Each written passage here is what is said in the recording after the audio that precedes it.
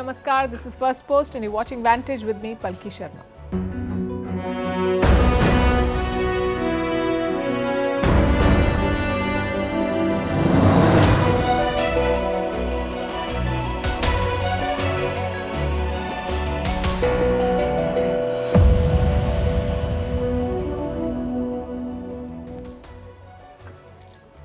We start the week with news of a big deal, a breakthrough in the India-China border standoff. After many years of tension, they finally have an agreement on disengagement and patrolling along the line of actual control. What does it mean? How was this deal achieved? What made China finally see sense, if they have that is? And what happens next?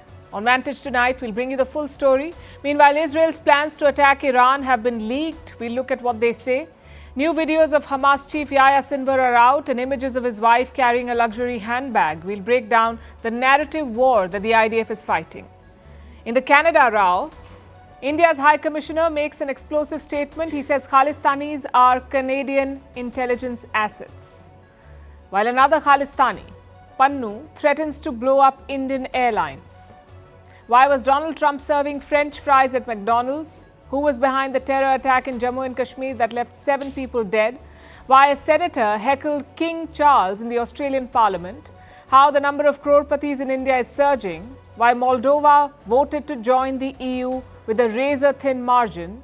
And why this has upset Russia? And the latest Nobel Prize in Literature has triggered a book boom in South Korea. We'll explain the headlines first. South Korea summons the Russian ambassador, criticizes Pyongyang's decision to send troops to support Moscow's war in Ukraine. More than 1,000 North Korean soldiers are already in Russia. Moscow says cooperation between Russia and North Korea is not directed against Seoul. India to tighten aviation laws. The government plans to make hoax threats to airlines a cognizable offence. The callers will be placed on a no-fly list.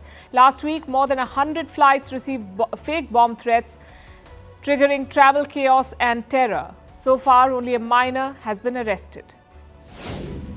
Pakistan narrowly passes constitutional amendments, giving lawmakers more power to appoint top judges. Pakistan's Chief Justice will now be selected by a parliamentary committee and have a fixed term of 3 years. Recently, many court decisions have gone in favor of jailed opposition leader Imran Khan.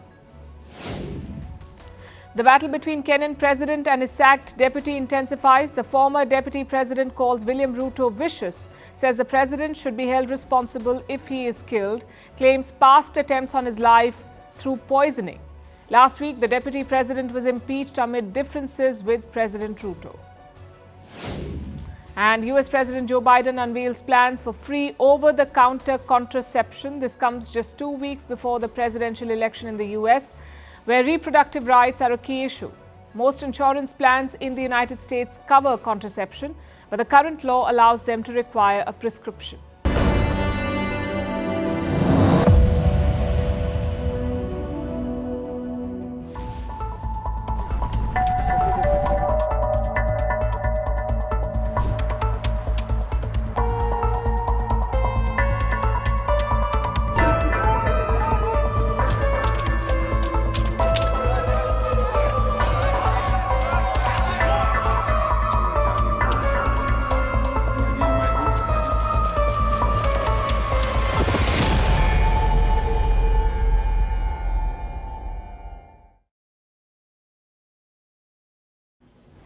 (1,589 days), 21 rounds of military talks, 17 rounds of diplomatic talks, and finally India and China have clinched a border deal. It is a big deal. They're set to resolve the crisis of 2020. India's Foreign Secretary announced it today. He said both sides have agreed to a patrolling arrangement, meaning Indian soldiers can return to the LAC. That's the line of actual control, LAC. It's the de facto border between India and China. Now, as a result of the discussions that have taken place over the last several weeks, an agreement has been arrived at on patrolling arrangements along the line of actual control in the India-China border areas. And this is leading to disengagement and eventually a resolution of the issues that had arisen in these areas in 2020. What a day to announce it. Prime Minister Narendra Modi is flying to Russia tomorrow. He is attending the BRICS summit in Kazan. And guess who else will be there? China's President Xi Jinping. So clearly, this is not a random announcement. It is supposed to set the stage, perhaps for a meeting between Modi and Xi. But more on that later. First, let's take a closer look at this deal. How will it change the LAC situation, the border situation? Think back to June 2020. India and China clashed in the Galwan Valley. Soldiers were killed on both sides. After that, the LAC became highly militarized. China blocked Indian troops from certain points. India did the same to Chinese troops. What followed was a long diplomatic and military campaign. Corps commanders met regularly, diplomats kept in touch, even foreign ministers had a couple of meetings. So one by one, the issues were sorted out. In some places, there was disengagement, meaning the soldiers were pulled back, and in some places, buffer zones were created, zones which neither side could enter. By the middle of this year, only two issues remained, Demchok and Depsang. These are places in eastern Ladakh. Only their future remained undecided. But reports say that's not the case anymore. This border deal covers Demchok and Depsang as well. In simple words, it's like a reset. The soldiers will go back to the status quo before 2020. Which brings us to patrolling. Can Indian troops patrol the same areas as they did before? Foreign Minister S. Jaishankar says they can. He called this deal a good and positive development. I think the understanding, to my knowledge, is that we will be able to do the patrolling which we were doing in 2020. I think it's a good development. It's a positive development, and I would say it's a product of very patient and very persevering diplomacy. Such deals often have multiple moving parts. It could be days before we get a clear picture. Having said that, two things are certain. One, there is political will to fix this relationship. Neither side wants to keep this issue alive. They want to move on, maybe focus on lucrative topics. The government of India dropped a big hint this year. They openly call for more Chinese direct investments in India. Beijing, of course, was always game. Secondly, the momentum for this deal was built in the last few months. Look at all the engagements. In early July, Jaishankar met Chinese Foreign Minister Wang Yi. Both men were attending an SCO meeting. Later that month, they met again in Laos. So 2 meetings in 1 month. India and China also have a special mechanism to discuss border issues. It's called the WMCC, the Working Mechanism for Consultation and Coordination, WMCC. This group had 2 meetings in July and August. And amid all this, China started talking. Their defense ministry hinted at a breakthrough. They said India and China had expanded their consensus. Now, don't mistake this momentum for magic. This deal was not magically conjured. It is the result of years of painstaking diplomacy. Only the finishing touches were applied in the last few months. Chances are they wanted it done before the BRICS summit, much like we saw in 2017. Back then, China and India were locked in a different standoff. This was in Doklam.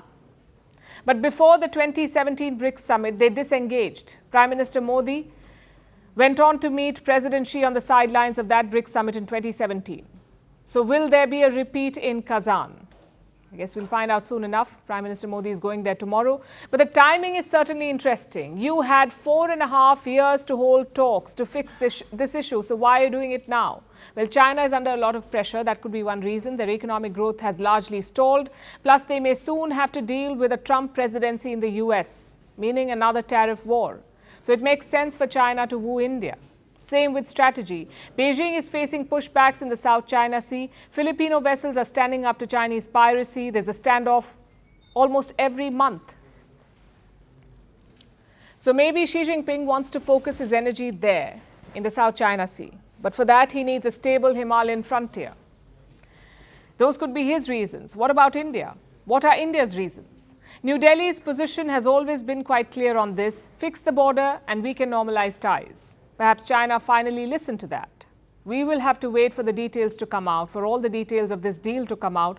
But if this deal restores the pre-2020 situation, it is a win for India.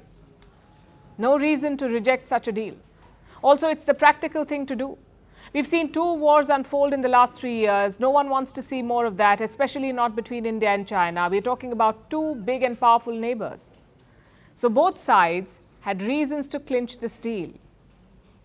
What's important is what comes next. We have disengagement, yes, but will we also have de-escalation? Remember, India and China have deployed more than 50,000 soldiers to the border. Will those troops remain there, or will there be a reduction in those numbers? That's one thing to look out for. Secondly, this deal, while very significant, is just a band-aid in the larger scheme of things. This border, the LAC, is more than 3,400 kilometers long. It is the longest unsettled border in the world, not to mention poorly drawn. And an unsettled border is a recipe for disaster, especially between 2 military powerhouses. And third, the competition will only get worse from here. We're talking about 2 countries with more than 1 billion people each, both rising politically, both expanding financially, and both with geopolitical ambitions. So naturally, it won't always be easy. Foreign Minister Jaishankar highlighted this problem too. Here is the challenge for us, which is that we are neighbors. We have an unresolved boundary issue. They have been rising.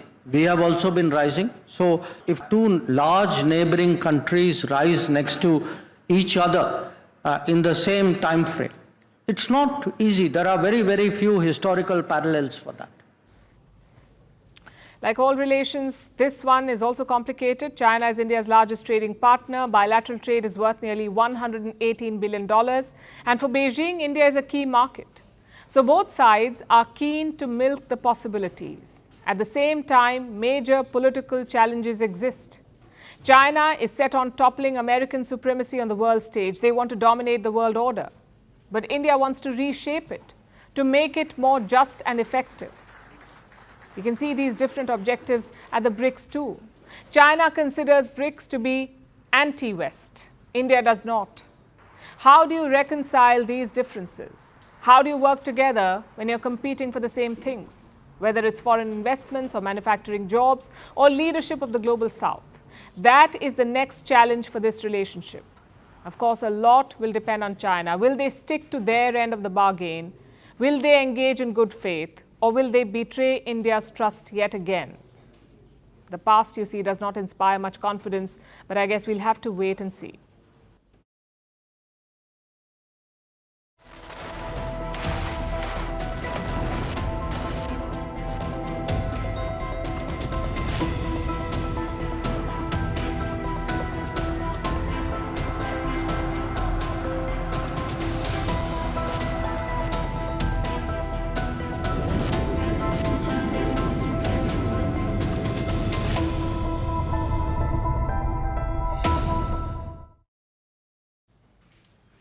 It's been weeks in the making, but it could finally happen now. We're talking about Israel's attack on Iran.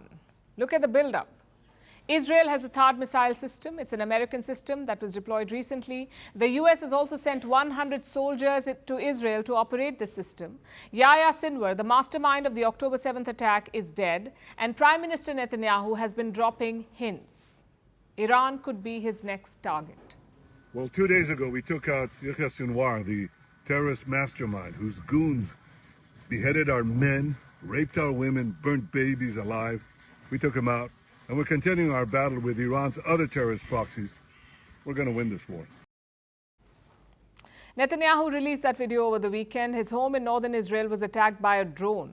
It happened on Saturday morning. This was a Hezbollah operation. They launched 3 drones from Lebanon.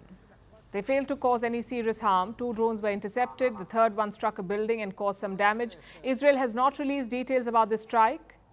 We don't know if this drone hit Netanyahu's home or not, or which building was damaged in the attack. But here's what we can tell you. When Hezbollah launched their attack, Netanyahu and his wife were not at the residence. No one was hurt, and their response was sharp. Israel intensified its bombing campaign in both Lebanon and Gaza.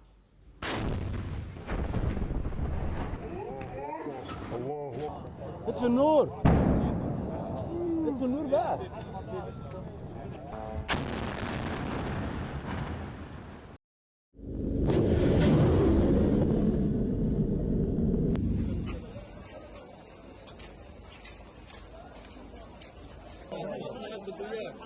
مين؟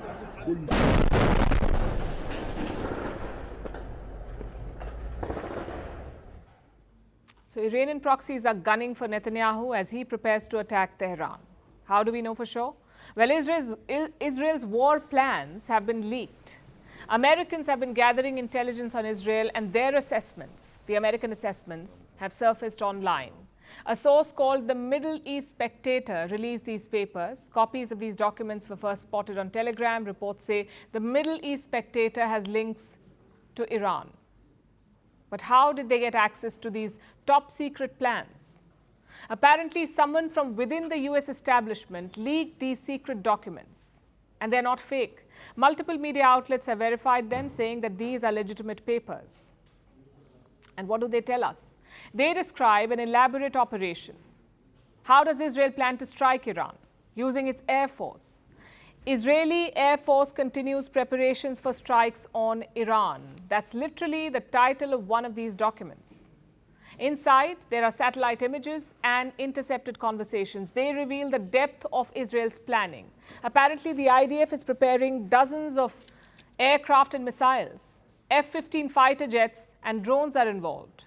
Israeli pilots have been doing training exercises. There's also a mention of 3 Israeli airfields being used: combat search and rescue aircraft, surveillance aircraft, and refueling aircraft. Like I said, this is quite an extensive plan. It also describes the potential scale of the operation, the use of multiple airfields, aircraft and drones, refueling aircraft, search and rescue teams. All of this suggests that Israel is planning a big operation. And which targets are they aiming for? Well, there is no mention of targets in these papers, but several reports claim that Israel will go after Iranian military sites. Although Tehran believes it will be worse, that Israel will strike its nuclear installations. So Iran has issued a warning and lodged a complaint at the United Nations. We have sent our protest letter to the Secretariat and the Director General of the International Atomic Energy Agency. This is a fundamental responsibility of the Foreign Ministry, and we will certainly pursue this matter further. It all comes down to Netanyahu now. Taking out Sinwar gave him a political boost. A new poll, in fact, reflects this. Netanyahu's Likud party has come out on top. If elections were to be held today, Netanyahu's party, the Likud party, will be the largest one in Israel. But here's the other side of the story. Israelis do not want the war to go on, at least according to this poll. They want Prime Minister Netanyahu to sign a deal and get the hostages back from Gaza. In fact, many Israelis have been protesting. Over the weekend, they took to the streets in Tel Aviv. I think the recent developments, especially Sinwar's death, makes us both extremely anxious for her fate, but also hopeful that this might be a turning point, that this should be used as a mean to seal the deal, to end the hostage situation and bring them all home now. So I think that these events that we saw this week provide a strong message to all of our enemies that we are continue to fight them and we will not surrender to the terrors. But at the same time, we are looking to have a deal to bring our hostages back home as soon as possible. And this is the right time to do it. Will Netanyahu listen to these calls? To free all hostages, he must agree to a ceasefire, and that's something that he keeps rejecting. But the US has been piling on the pressure, asking the Israeli leader to end the fighting. US President Biden is sending his Secretary of State, Antony Blinken, to Israel today. This will be Blinken's 11th visit to Israel in 1 year. He's trying to revive the dialogue for a ceasefire, although it's a long shot. With the US elections round the corner and Biden's time in office nearing its end, Netanyahu has every reason to thwart his moves. And given his recent successes, he's more likely to take bigger risks now.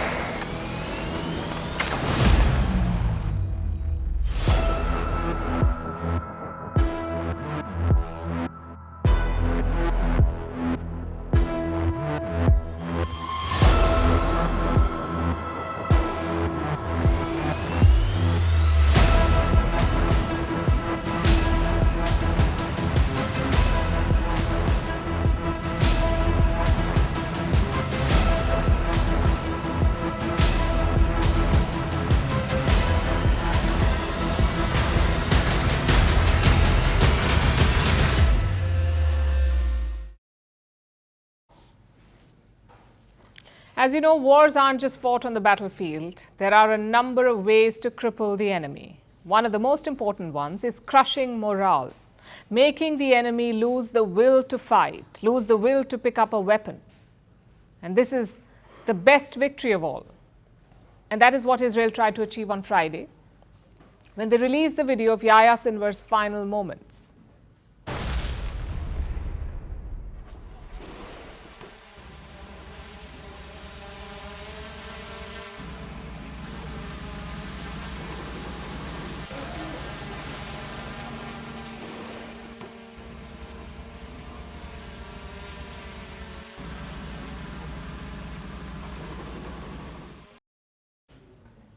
Those of you following the war closely have already seen this. Sinwar in the chair, covered in dust, trying to throw a stick at a drone.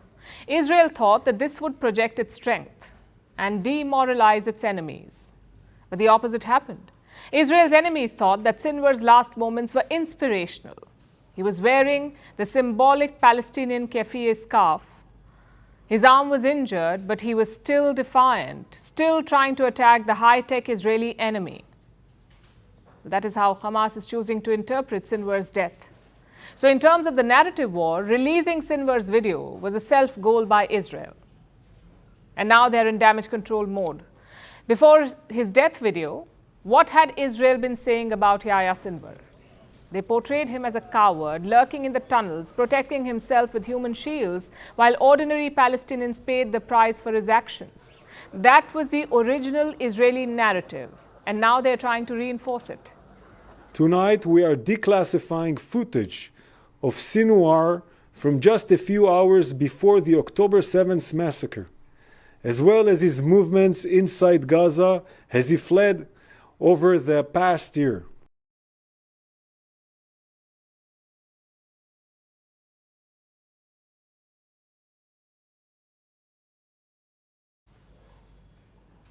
That was allegedly footage from October 6, 2023. That's last year, October 6th, the night before the Hamas attack on Israel took place.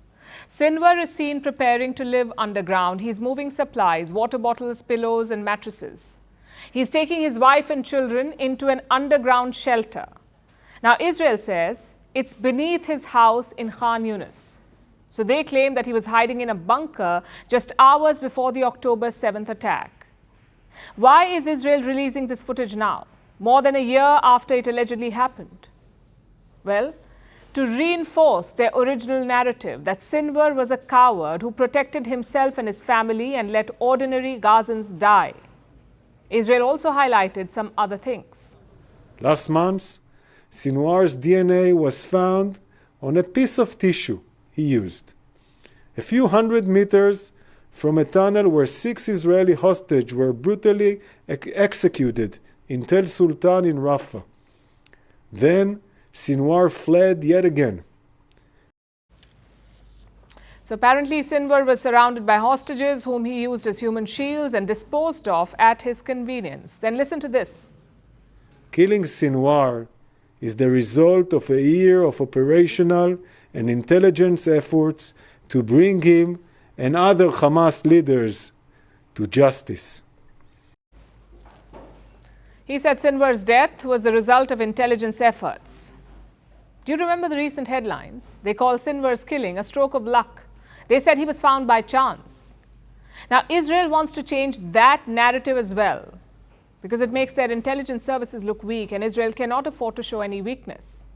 Also, did you notice something else? The Israeli spokesperson said all of what he did in English. So he wasn't speaking to the domestic audience. He was speaking to all of us, English speakers around the world. That message was directly from the IDF to us, to make sure that we are listening to their version of events.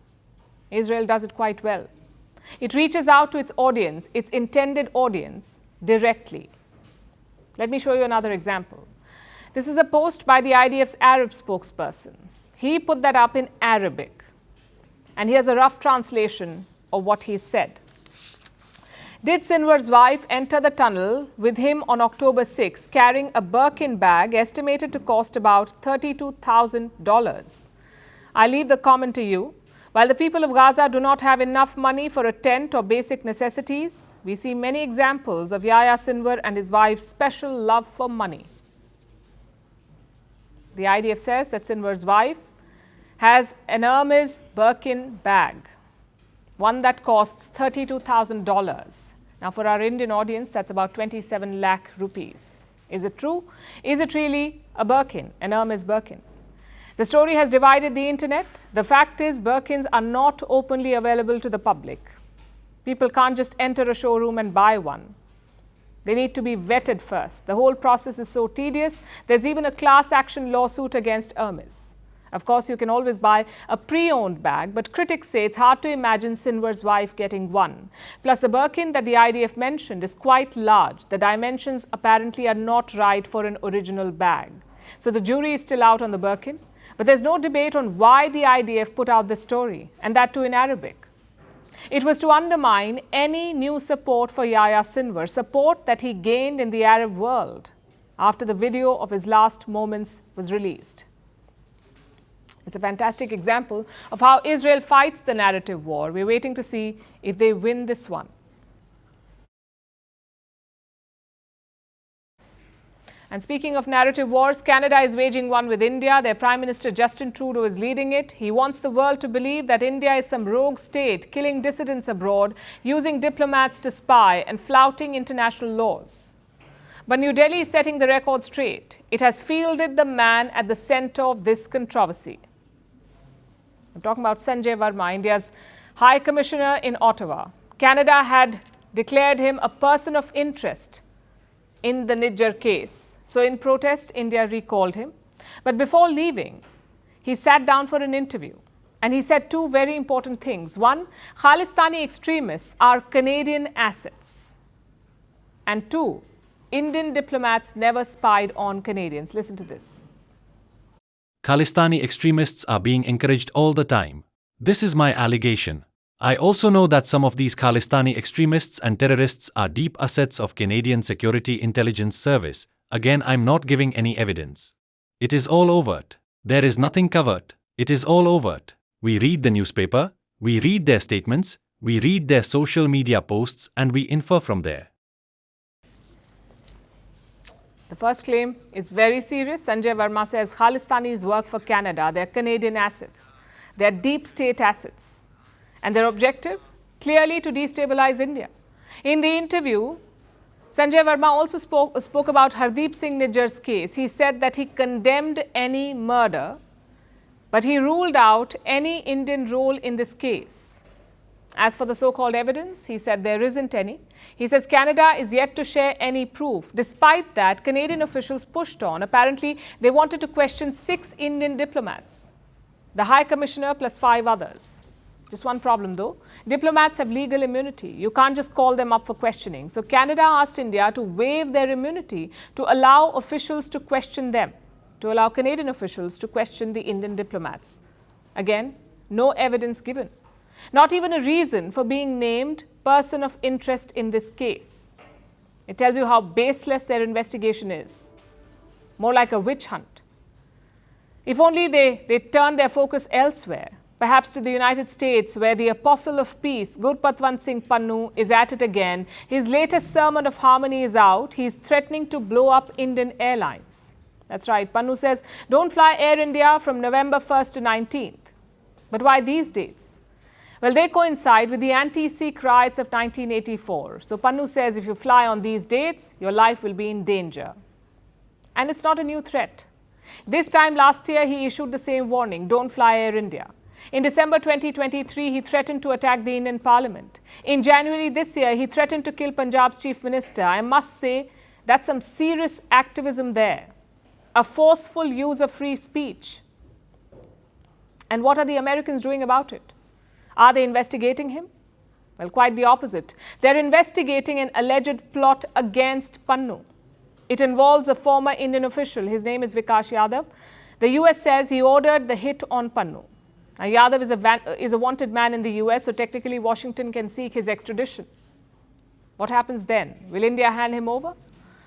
Well, they may not have to You see, Vikas Yadav was arrested by Delhi police last year. Not in this case, in a totally different one.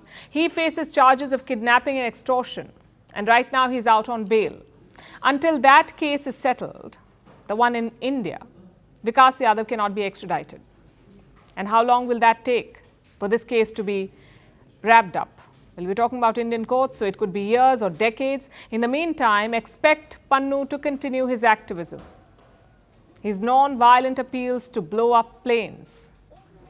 India's foreign minister talked about this controversy today. He called it a clear double standard. If you threaten the Indian High Commissioner, he is supposed to accept it as freedom of speech. But if an Indian journalist says the Canadian High Commissioner walked out of South Block looking very grumpy, it is apparently foreign interference. We don't know how these cases will evolve, neither the Nijjar one nor the Pannu one, but one thing is quite clear, both cases have exposed Western hypocrisy.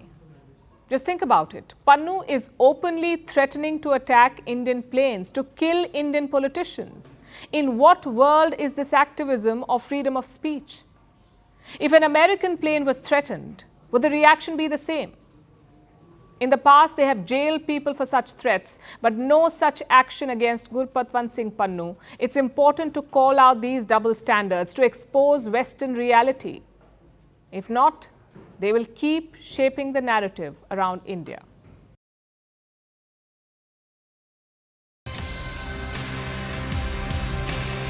My first day at McDonald's, I'm looking for a job. Hey, how much you paying me?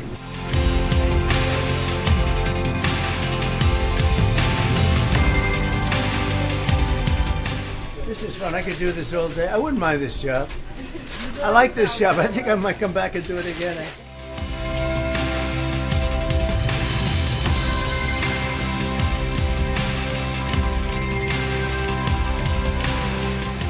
Now I have worked at McDonald's. I've now worked for 15 minutes more than Kamala. Okay, she never worked here.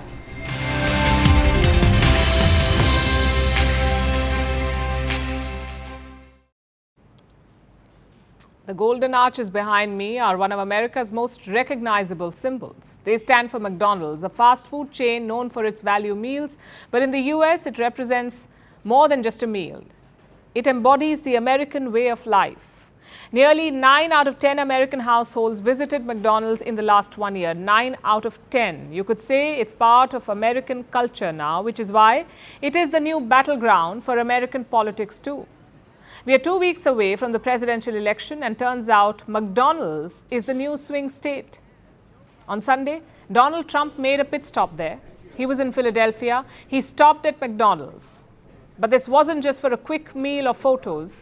Trump decided to get the real McDonald's experience, trading his signature suit for an apron. My first day at McDonald's, I'm looking for a job. Hello, President Trump. I'm Derek Giacomantoni. I'm the owner. Well, that's a good owner. Must be a wealthy guy, huh? Thank you very much. Well, I'm looking for a job, and I've always wanted to work at McDonald's, but I never did.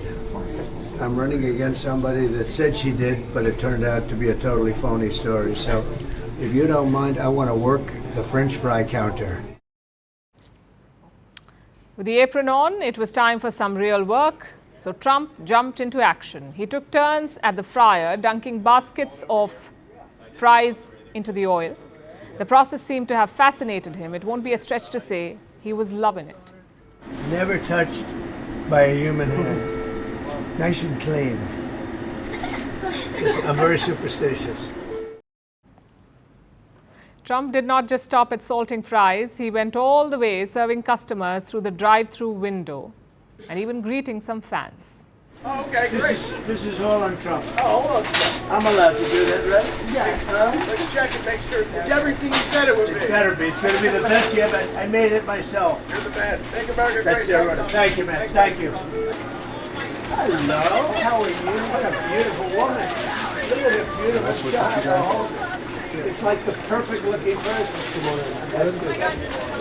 Thank you so much. You are not ordinary. I can see. We pray for you, and you are the type of person we want to be the president. Thank you very much. Thank you so much. So nice. Thank you very much. Mr. President, Yes. please don't let the United States become Brazil, my native Brazil. Oh, we'll keep it Please, good. Please, please. We're going to make it better than ever, okay? Thank you. Now, Trump and McDonald's, it's a love affair that goes back a few decades. In 2002, Donald Trump appeared in a McDonald's commercial endorsing a $1 burger.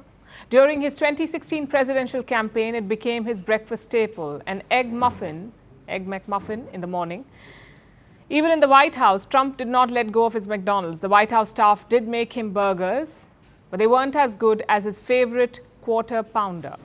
So his bodyguard had to often make a run to the nearby McDonald's. Clearly, it was his guilty pleasure, and Trump made it quite public, serving McDonald's meals at White House events.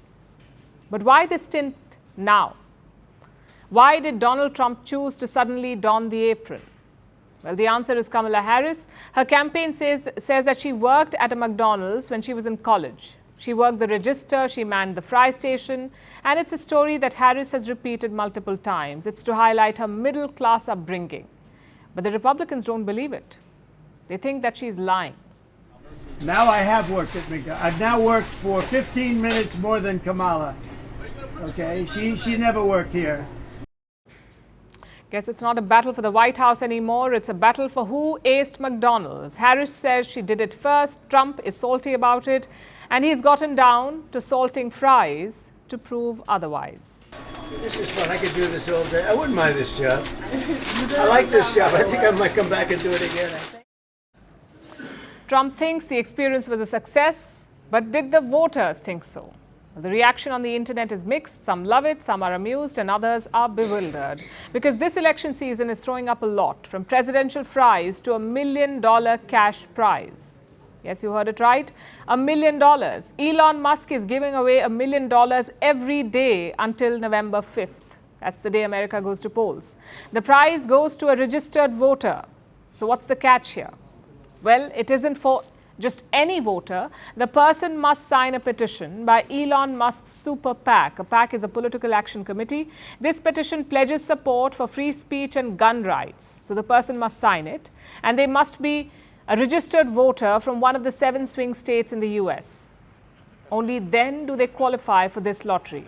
The winner is chosen at random, and this person gets $1 million. Every day from now until the election, we're giving out $1 million prize.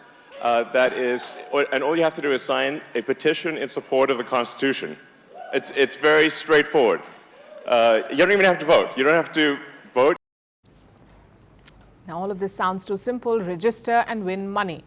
But is this even legal?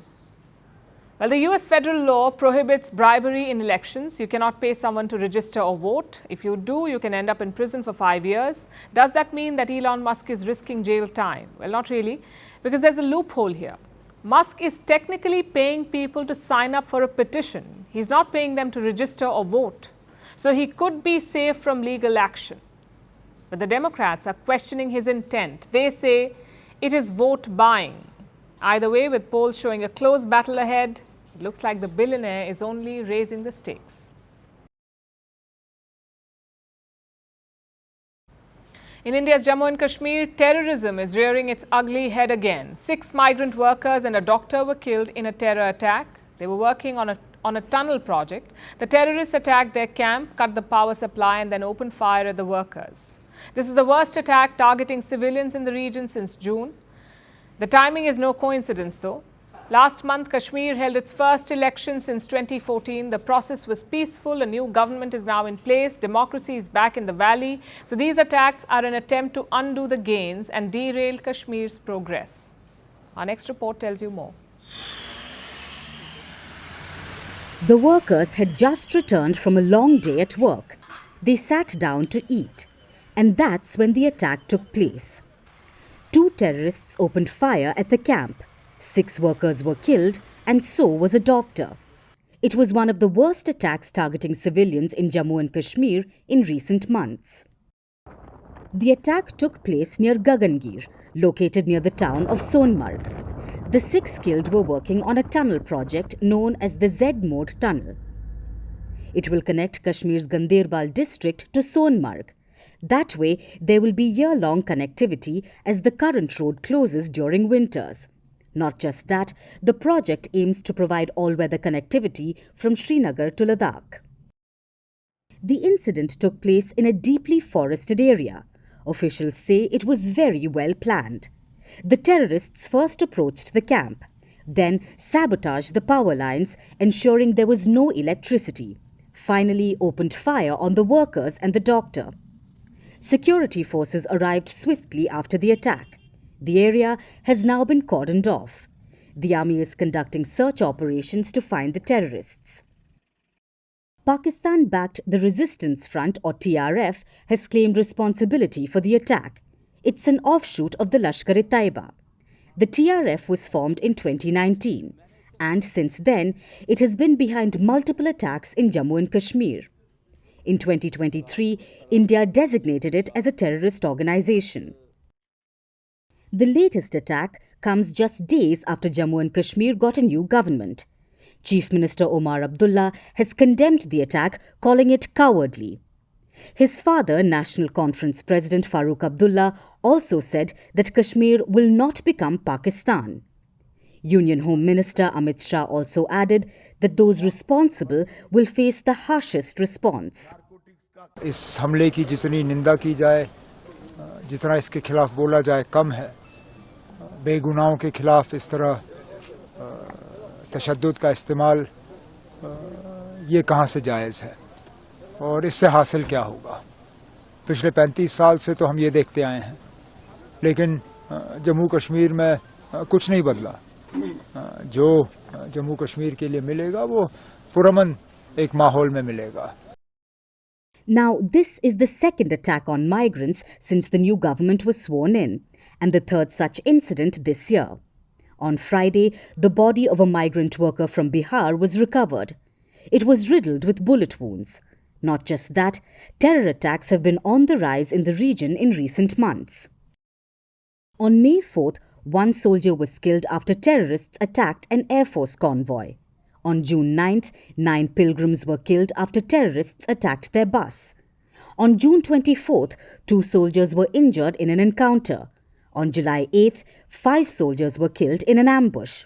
On July 15th, 4 soldiers were killed in another terror attack.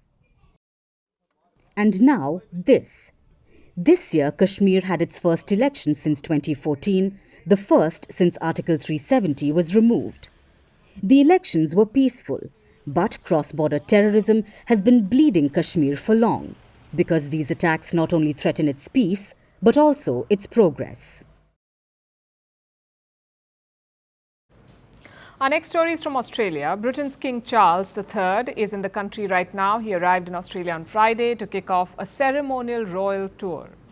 He isn't just sightseeing, he's technically on an official visit as Australia's head of state.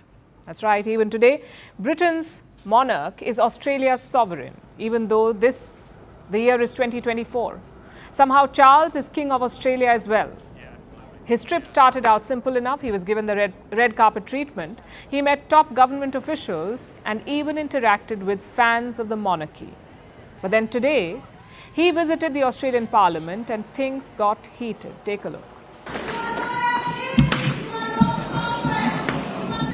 Give us what you stole from us. Our bones, our skulls, our babies, our people. You destroyed our land. Give us the treaty. This is not your land. This is not your land. You are not my kids. You are not our kids. That was an Australian senator. Her name is Lydia Thorpe. She is an Indigenous Australian and she was quite vocal about her opinion of Charles and the British monarchy in general. She spoke her mind before being escorted out by the police. The senator has been facing heat after her demonstration and for sharing a distasteful image on social media.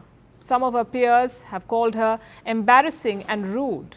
Others went further, calling her disrespectful and asking her to resign, but the senator is unlikely to back down.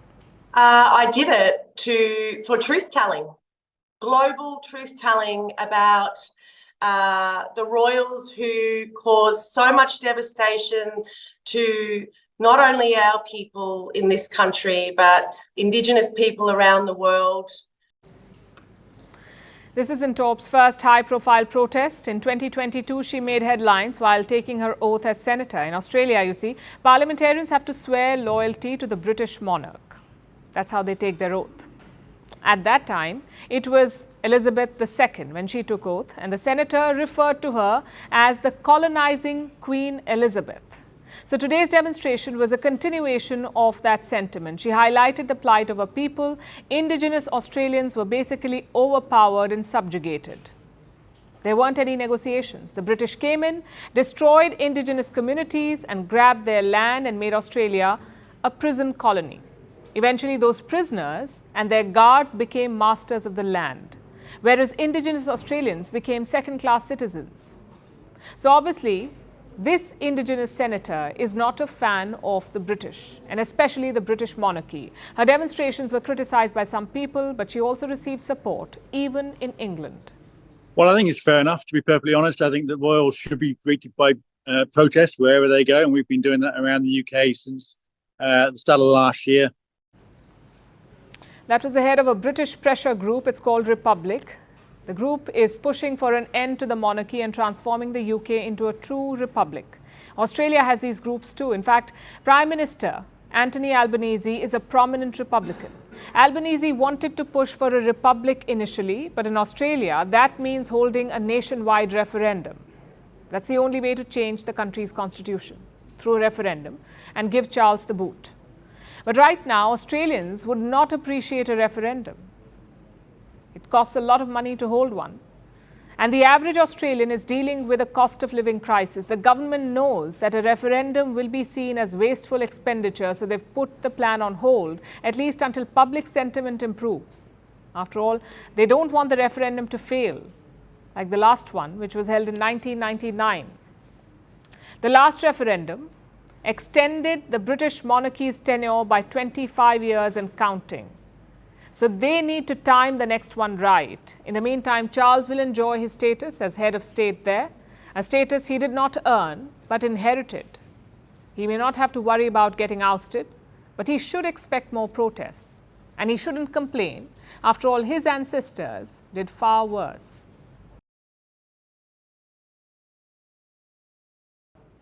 Now let's turn our attention to India. When it comes to wealth generation, the world's most populous nation is racing forward. In the financial year ending 2023, about 230,000 Indians reported an income of more than 1 crore rupees, 230,000. That's a 5-time increase within the past decade. It's a sign of better compliance and a higher number of business people. Why is that? And what does this mean for India? Our next report brings you the details. 44,078. That's how many Indians disclosed an annual income of 1 crore rupees, or about $118,000 a decade ago. Slightly more than 44,000. Do you know where that number stands now? Just under 230,000. 230,000 Indians have reported a taxable income of at least 1 crore rupees. That's a 5-time increase in the past decade, and it was disclosed by India's tax department. In India, people file income tax returns or ITR if their taxable income exceeds the basic exemption limit and according to the latest data by the department. Now, you may be wondering, who are these people? What share do salaried individuals make? 52% in the financial year ending in 2023, as compared to 49.2% in the last assessment year, and 51% for the financial year ending in 2013. So, for the past decade, the number has not changed much. Experts say that the increase in wealth, the 5-times rise, points to the presence of more business people. Let's show you why. Let's look at the bigger numbers. Take, for instance, the annual taxable income exceeding 500 crore. 23 individuals reported earning this. None of them was receiving a salary. Or look at the 100 to 500 crore income bracket. 262 Indians fall in this category, out of which only 19 were earning a salary. So, where there's big money, there's business. And India is witnessing an extraordinary surge in wealth. Last year, the world's most populated nation created a new billionaire every 5 days. Now, there are at least 1,539 ultra-wealthy individuals in India. That's an increase of 220 from the year before, including individuals with wealth exceeding 1,000 crore rupees. The total wealth of these ultra-rich makes up more than half of India's national GDP, and it exceeds the combined GDP of Saudi Arabia and Switzerland. Of course, this is good news for India. India is outpacing other economies. But this comes with a dark side as well. India's top 1% own more than 40% of its total wealth, which means the country has a huge wealth gap. So, while there is work to be done towards reducing this inequality, when it comes to wealth generation, India is racing forward, and it shows no signs of stopping.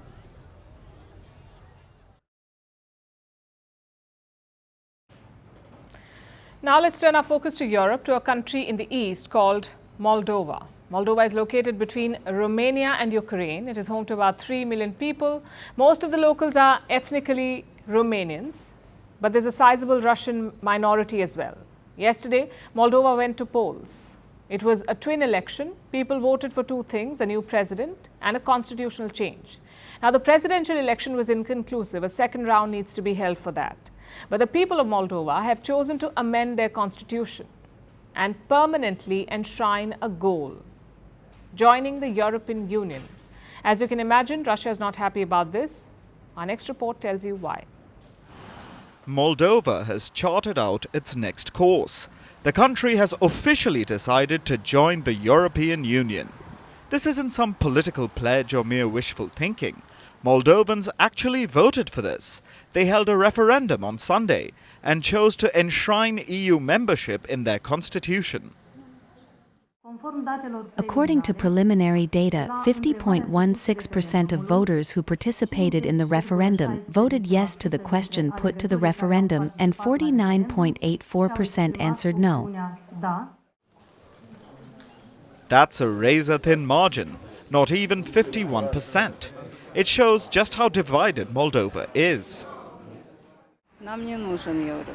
We do not need the European Union. What we need is Moldova standing on its own feet. That's what I want to say. It is insane, all this European Union craze. I do not get it. Almost half the people don't want to join the EU. They would rather stay out, or perhaps even turn to an old partner instead. For about 280 years, Moldova was under Russian rule, first as part of the Russian Empire and then as a member of the Soviet Union. Moldova gained its independence in 1991, but it was still within Moscow's sphere of influence. The EU thinks Russia is still influencing Moldova, and they meddled in yesterday's polls. Well, we were watching very closely the votes, both votes, the referendum and the presidential elections in Moldova. Moldova is a very important partner of the European Union. We noted that this vote took place under unprecedented interference and intimidation by Russia and its proxies, aiming to destabilize the democratic processes in the Republic of Moldova. This view was echoed by Moldova's president, Maia Sandu. Sandu's name was also on the ballot yesterday. There was a second vote being held simultaneously, Moldova's presidential election. Sandu was trying to get re-elected, and she had hitched her wagon to the EU referendum. So, went down to the wire, Sandu lashed out. Moldova faced today, and in recent months, an unprecedented attack on freedom and democracy in our country. Criminal groups together with foreign forces, hostile to our interests, have attacked our country with tens of millions of euros, lies and propaganda with the most miserable means to bring our citizens and our country into an area of uncertainty and instability. She accused criminal groups of meddling in the election. In particular, her government blames a fugitive tycoon with alleged links to Russia. Moscow denies this, of course. In fact, Moscow says the opposite happened. They say the elections were not free, and they raised a number of questions. Russia has also asked Moldova to provide proof of any rigging. Will Sandu do that? After all, her referendum went through. She's in the second round of the presidential election. It'll be held on the 3rd of November. And Sandu has a sizable lead over her closest opponent. So, Sandu might just choose to ignore the Russian allegations and focus on her re-election campaign. Moldova has now chosen a new path. It is now committed to joining the EU and distancing itself from Russia. But will Moscow allow this?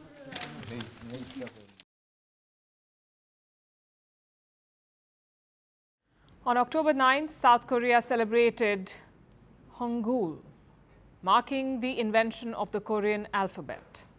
And the next day, on October 10th, millions came together to do something they had never done before. They read books by a Nobel Prize winner in their native language. Since then, the Hong Kong effect has been sweeping Korea. It is named after the South Korean writer Han Kang. She won the Nobel Prize in Literature on the 10th of October this year and made history. She became the first Korean and the first Asian woman to win the prize. Now, Han's work often addresses historical traumas. It delves into mental and physical suffering. So her books were generally not considered everyone's cup of tea, that is, until her Nobel win. Now, queues of customers are spilling out of South Korean bookstores, and online bookstore websites are crashing because everyone wants to get their hands on Han's work. More than 1 million copies of her books have been sold, and sales are expected to surpass the 2 million mark by the end of this month, which would be a record in Korean publishing history. And a rare instance if you look at the bigger picture. Reading has been on the decline in South Korea. Nearly 6 out of 10 people read less than 1 book in a year. And this is a historic low since the government started maintaining readership data in 1994. But now, Han has single-handedly changed the reading landscape of South Korea. The Han Kang effect is reviving the book market. It has spurred a significant nationwide reading boom. Domestic libraries are seeing a surge of footfall. Han's books are the most borrowed now. Her bestseller, The Vegetarian, jumped from 166th national ranking to 1st. And Human Acts, which is also a book by her, from 178th to the 2nd position. Korea's online bookstores are witnessing their annual high as well. One online store saw a 1,200-fold increase in sales of Han's books. And the momentum is not limited to her. She is boosting the sale of Korean literature as a whole. It has increased by more than 12 times compared to last year. So after K-pop, K-dramas and K-movies, the world is witnessing an awakening appetite for Korean literature. And this is welcome change. You see, reading is great for us and the reasons are obvious. Knowledge boost, greater exposure, better language skills, stronger brain activity and decrease in stress and anxiety. Yet reading is on the decline. For instance, 23% Americans do not read for pleasure. Neither do 24% Britons. Now, there are outliers, of course. By global standards, Indians are avid readers with more than 10 hours of reading each week, followed by Thailand and China. But globally, reading is on the decline, even among children, with 43% saying they like reading in free time. So what is the solution? Can the world get its own Han Kang effect? Realistically, it's tough, but research shows that some events can spur a reading boom. Unsurprisingly, social media plays a significant role. Have you heard of Book Talk? It is boosting readership among the young. But all book love bugs do not come with chirpy narrations and peppy music. Some reasons lie on the darker side, like the cost of living crisis. Last year, publishing houses like Bloomsbury saw a surge. Sales of children's books rose by 17% because people were looking for cheaper forms of entertainment. Plus, readers needed an escape amid the wars and political turmoil. Horror fiction had a moment. Last year, its sales rose by 54%. Experts claim this is because gory, dystopian or scary books reflect the world that we live in. They mirror real horrors, making them a relatable escape. Meanwhile, the pandemic also boosted book sales. During the lockdowns, people rediscovered their love for reading. In 2020, the US book industry grew by 9.7%, and in the UK, it was 16%.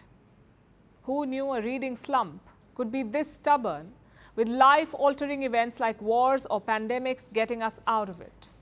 But maybe there is hope. Han Kang proves that there is another way, and we are here for it.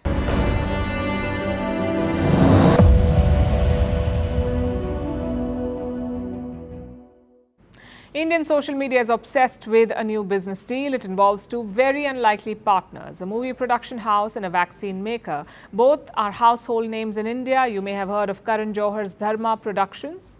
He sold 50% of his company for 1,000 crore rupees.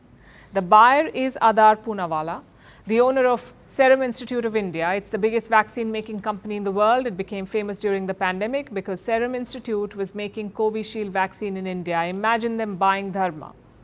It's a joke that writes itself. Take a look.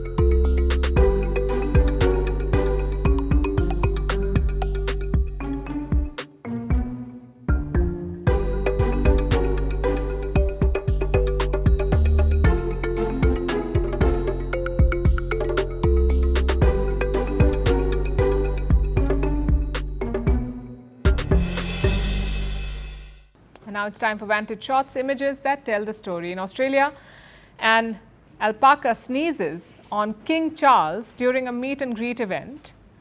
In India, a Chennai beach lights up with bioluminescent waves, and hundreds dressed as zombies take over the streets of Chile in an annual zombie walk. Finally, we're taking you back in history. On this day in 1994, the US and North Korea signed a landmark deal.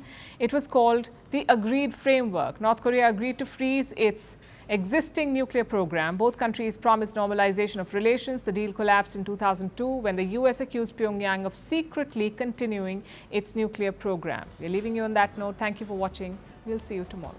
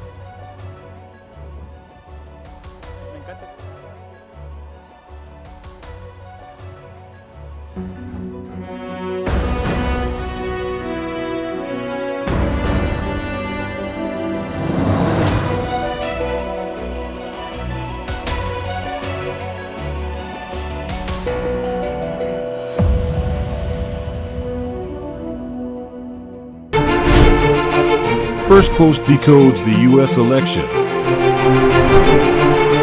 explains how America chooses its president. Your primer on the race to the White House. Everything you need to know about how America votes and its global implications. U.S. Election Explained. Every Monday and Thursday only on Firstpost.